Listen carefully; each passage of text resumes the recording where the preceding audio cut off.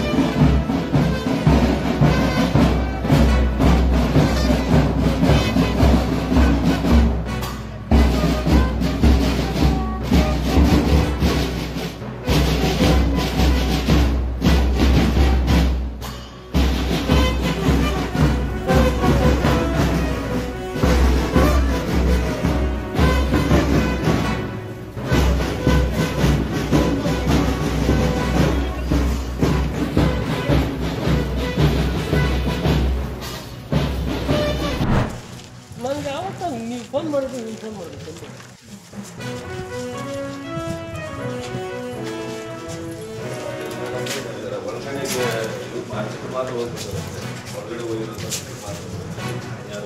ನೀವೇನೇನು ಮಾಡಿದ್ರೆ ಎಲ್ಲಿ ಆಯ್ತಾ?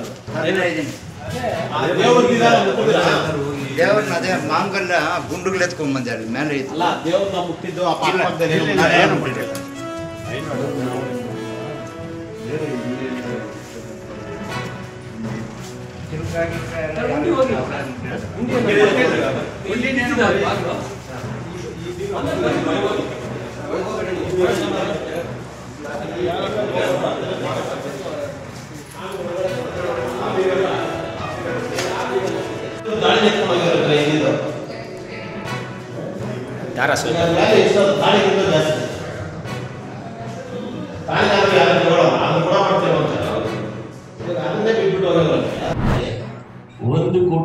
₹1,40,00,000 ದೊಡ್ಡ ಟ್ರೈನ್ ಬಸ್ ಸ್ಟ್ಯಾಂಡ್ ಕಟ್ಟಿ ಮಾಡ್ತಾ ಇದ್ದೀವಿ. ಸುಮಾರು ₹6 ಕೋಟಿ ಬಸ್ ಸ್ಟ್ಯಾಂಡ್ ನಡೀತಾ ಇದೆ. ರವಿ ಅವರೇ ಕೂತ್ಕೋಪ್ಪ. ರವಿ ವೈ ಅಯ್ಯೋ ಪಾಪ, ನೀನು ಇವರದ್ದು ಪಿಲ್ಲರ್ ಕಬಡ್ಡಿ.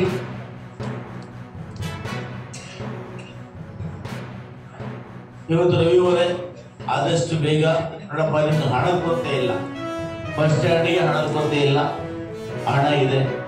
ನೀವು ಇನ್ನು 3 ತಿಂಗಳೊಳಗಾಗಿ ನಾವು ಬಸ್ ಸ್ಟ್ಯಾಂಡನ್ನು ಉದ್ಘಾಟನೆ ಮಾಡಬೇಕು, ನಿಮ್ಮ ಜವಾಬ್ದಾರಿ. ಅದೇ ರೀತಿಯ ಕೂಡ ಇವತ್ತು ಪಾರ್ಕ್ ಅಭಿವೃದ್ಧಿ ಮಾಡಲಿಕ್ಕೆ ₹3 ಕೋಟಿ ವಾಸ್ತಾ. ನಿನ್ನೆ ಯಾರು ಮಹಾನುಭಾವರೊಬ್ಬರು ಈ ಗೌರವಾದ ನ್ಯಾಯಾಧೀಶ ಕಂಪ್ಲೇಂಟ್ ಕೊಟ್ಟಿದ್ದಾರೆ, ಪಾರ್ಕ್ದೆಲ್ಲ ಮರಳು ಹೊಡೆದಾಗ ಕೊಟ್ಟು ಪಾರ್ಕೊಳ್ತಾ ಇದ್ದಾರೆ. ಅಪ್ಪ, ಅವ್ರ ಕಣ್ಣಿನ ದೃಷ್ಟಿ ಅಷ್ಟೇನೆ, ಪಾರ್ಕನ್ನು ಹೊಡೆದಾಗ ಯಾರು ಮಾರ್ಕೊಳ್ತಾ ಇಲ್ಲ. ಹಳೆ ಮರಗಳಿತ್ತು, ಅವೆಲ್ಲ ಕೂಡ ರೆಂಬೆಗಳು ಮುರಿದು ಬೀಳ್ತಾ ಇತ್ತು. ಹೊಸದಾಗಿ ಏನು ಹಳೆ ಪಾರ್ಕ್ ಇದೆ ಸಂಪೂರ್ಣವಾಗಿ ತೆಗಿತಾ ಇದ್ದೀವಿ. ಇವತ್ತು ನವೀಕರಣ ಅಂದ್ರೆ ಪಾರ್ಕನ್ನೇ ಹೊಸದಾಗಿ ಮಾಡ್ತಾ ಇದ್ದೀವಿ. ನಮ್ಗೆ ಗಮನಕ್ಕಿರ್ಲಿ, ಯಾಕಂದ್ರೆ ಯಾರೋ ಮಾತಾಡ್ತಾರೆ, ಅವ್ರು ಗೊತ್ತಿರೋದಿಲ್ಲ. ಸಂಪೂರ್ಣವಾಗಿ ಈ ಪಾತ್ರ ಚಿತ್ರಣ ಬದಲಾಯಿಸ್ತೀವಿ ರವಿ ಅದು ತೋರ್ಸಪ್ಪ ಇದನ್ನ. ಭಾಳ ಚೆನ್ನಾಗಿದೆ ಎವಿಡೆನ್ಸ್ ಇದು. ಇದು ನನ್ನ ಕಲ್ಪನೆ ಅಷ್ಟೇ. ಯಾಕೆಂದ್ರೆ ಯಾರೇ ಮಾತಾಡ್ಕೊಳ್ಳಿ, ಬೇರೆ ನಾವು ಯಾರಿಗೂ ಕಾಮೆಂಟ್ ಮಾಡೋರಿಗೆ ಬೈಯೋದನ್ನ ಸ್ವಾಗತ ಮಾಡ್ತೀವಿ. ಹೋಗ್ತಾರೆ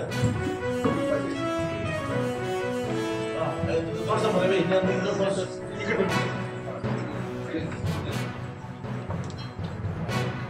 ಇದು ಇವೆಲ್ಲ ಯಾಕೆ ಮಾಡ್ತಾ ಇದೀವಿ ಜನಕ್ಕೋಸ್ಕರ ಅಲ್ವಾ? ಯಾರು ಅರ್ಜಿ ಕೊಡೋದು ಹೋಗ್ಬಿಟ್ಟು ಮರ ಹೊಡೆದಾಗ್ತದೆ ಅಂತ ಏನು ಹೊರ ಮಾಡ್ಕೊಳ್ತೀವ? ಆ ಮರ ಎಲ್ಲ ಮಾಡಿದ್ರೆ ಅರ್ಥವ ಸಿಕ್ಕಲ್ಲ. ಕೆಲವು RSS ದುಷ್ಟಶಕ್ತಿಗಳು ಈ ಒಂದು ಕ್ಯಾಬಿನೆಟ್ ಇಶ್ಯೂ ತಗೊಂಡು ಜನರ ಮಧ್ಯೆ ತಪ್ಪಾಗಿ ಅರ್ಥೈಸೋದು ಬೇಡ ಅಂತ ನಾನು ಜನರಲ್ಲಿ ಮನವಿಯನ್ನು ಮಾಡ್ತೇನೆ.